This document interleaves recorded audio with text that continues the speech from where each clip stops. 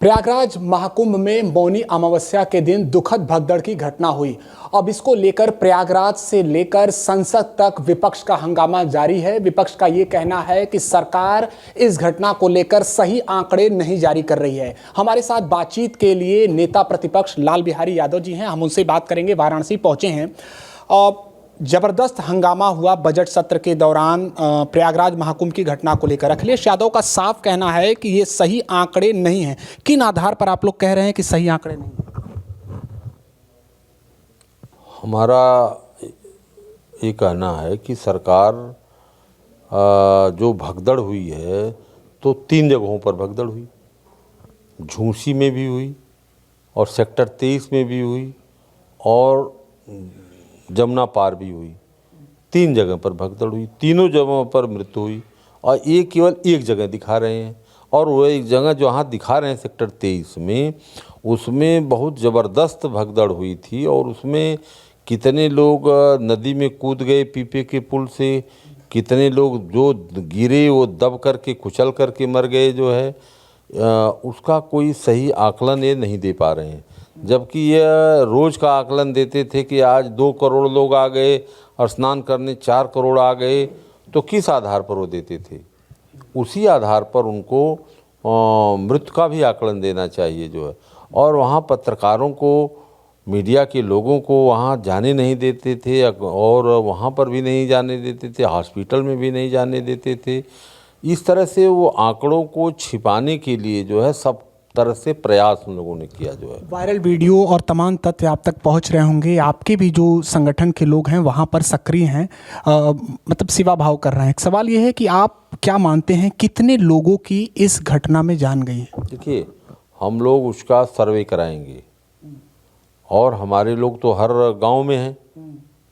तो उत्तर प्रदेश, जो झारखंड है के लोग हैं और जो बिहार के हैं और मध्य प्रदेश के हैं, जो गाड़ियां वहां पर आज तक लावारिस खड़ी हैं दूसरे प्रांतों की, उसके तो लगता है पूरे परिवार साफ हो गए जो है, जिसकी वजह से गाड़ियां लावारिस खड़ी हैं। अभी तक कोई पूछने वाला उनको नहीं है कि।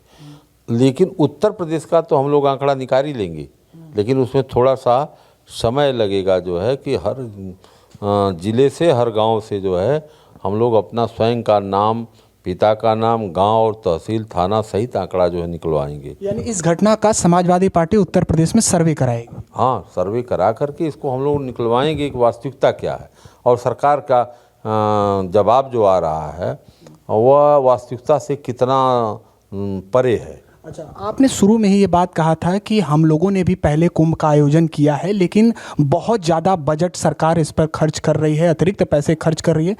तो वो पैसों का सही इस्तेमाल तो क्या लगता है? पैसे का सही इस्तेमाल इन लोगों ने नहीं किया और इनकी पूरी कैबिनेट वहाँ लगी हुई है, इनके तमाम लोग लगे हुए हैं उसमें।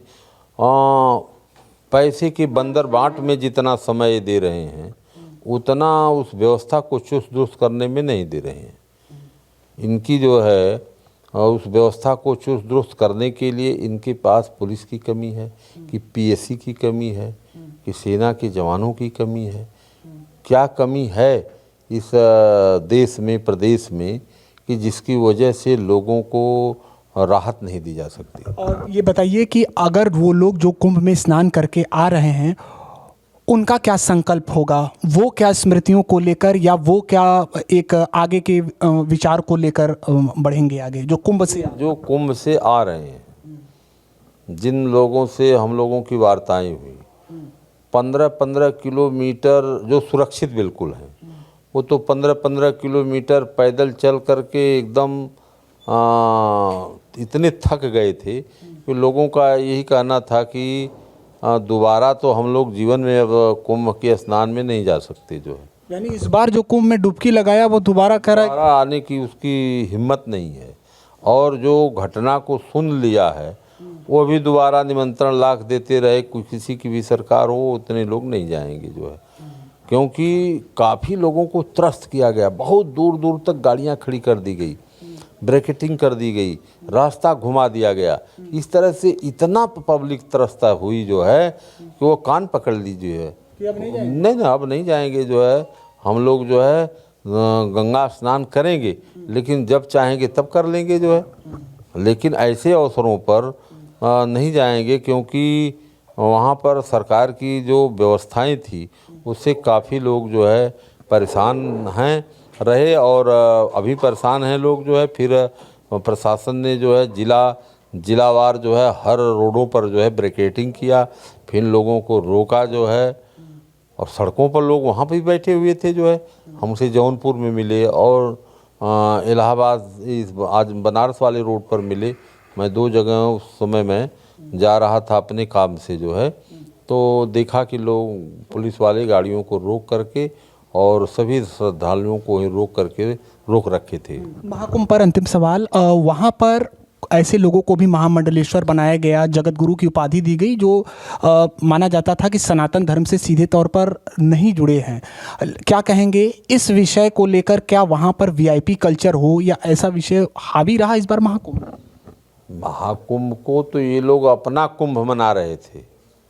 अपना कौन लोग? अपना योगी जी और मोदी जी मालूम जो है साबित कर रहे थे कि हमने कुंभ पैदा किया है नया, और हमारा कुंभ लगा हुआ है, जबकि यह हमारी सनातन की परंपरा है। पहले से कई 100 वर्ष पहले से जो है ये कुंभ चला आ रहा है, और जब जिसकी भी सरकार रही है बीच में, सब लोग जो है इस कुंभ में को देखे हैं, झेले हैं, लेकिन इस तरह की घटना जो है इनका मन जो है साफ न होने के कारण, पवित्र न होने के कारण जो है ईश्वर ने साथ नहीं दिया जो है। सरकार का मन साफ नहीं साफ था। नीति नियत की तो बात करते हैं सर। हाँ, नहीं, सरकार की नीति तो जो दिखाई देती है वो अलग है, और नीयत इनकी गड़बड़ है। इस नाते इन लोगों ने मैंने तो सदन में भी कहा था, मैंने सदन में कहा, जब इन्होंने 2 साल पहले 600 करोड़ रुपया ले लिया, फिर मूल बजट से जो है 2500 करोड़ ले लिया, फिर अनुपूरक बजट आया जब, तो उसमें भी ले लिया जो है 500 करोड़। तो मैंने कहा इतना रुपया जो है 36 अरब रुपया आप ले लिए जो है, और इतना पहले से क्यों रुपया ले रहे हैं? क्या मंशा आपकी है जो है? इससे आपकी पवित्र मंशा नहीं। तब तक जो है केंद्र की सरकार ने इससे पैसा ले लिए जो है। तो गया कहाँ सारा पैसा? वो पैसा कहाँ गया वो तो वही लोग बता पाएंगे, लेकिन हम लोगों को जहाँ तक है जानकारी कि उसका सही ढंग से उपयोग नहीं किया गया जो है, और जो अधिकारी वहाँ पर लगाए गए जो सरकार के बहुत नज़दीक थे, और उन अधिकारियों को लगा करके उस पैसे को भ्रष्टाचार उसमें बड़े पैमाने पर किया गया है। एक अंतिम सवाल, मिल्कीपुर में वोटिंग जारी है।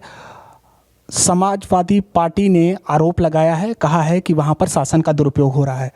मंत्री ओम प्रकाश राजभर जी यहाँ पर हैं, उनका ये कहना है कि एक तरफा वहाँ पर वोटिंग हो रही है, और आप लोगों का आदत है, आप लोग हताश हैं, निराश हैं, और वहाँ के दुधारू गाय रूपी विकास को जनता स्वीकार रही है।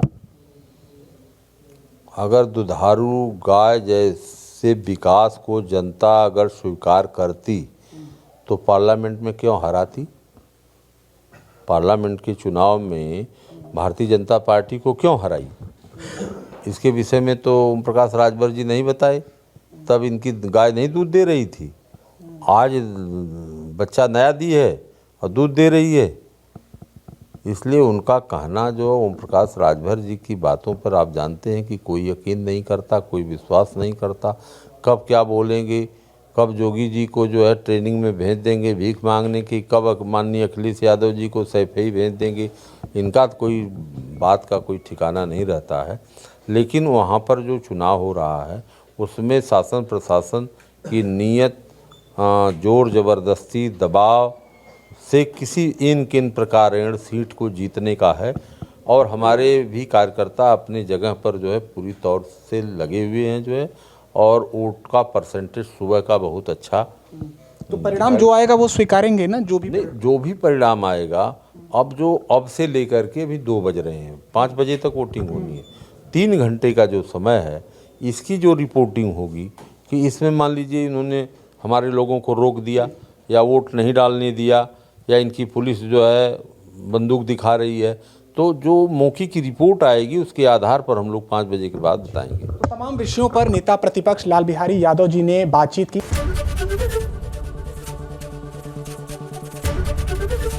एबीपी गंगा, खबर आपकी, जुबान आपकी।